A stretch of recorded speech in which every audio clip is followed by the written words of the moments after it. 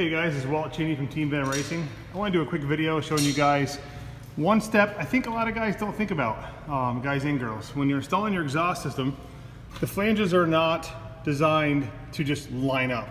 They're made to slot on each bolt hole to make it easier to assemble. And it's up to the owner, or installer I should say, to align these flanges correctly so you have no exhaust restriction. So if you watch this, I can tighten that here, I can tighten it there. There's a lot of play in this. So when you guys tighten these, you want to make sure these flanges up and down and left and right are the same. So we're basically flange matching this exhaust when we tighten it like that. So there's no shelf in here for the exhaust to hit and cause a restriction. So, I mean, if you do forget to do this, it's not the end of the world, but for guys looking for all the most horsepower or all the most flow out of their system, this is an important step that everyone should do.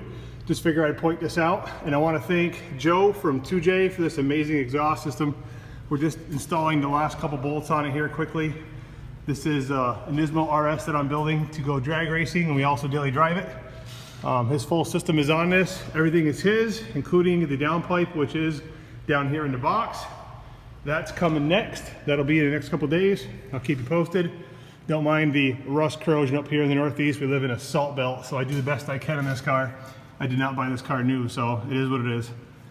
So I figured I'd show you guys that. Check out some of their welds. Great job. Everything is fitting perfect.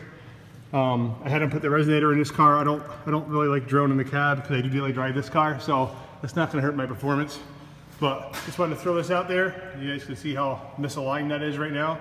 So I'll align that and tighten it, and hopefully this helps some people. Thanks.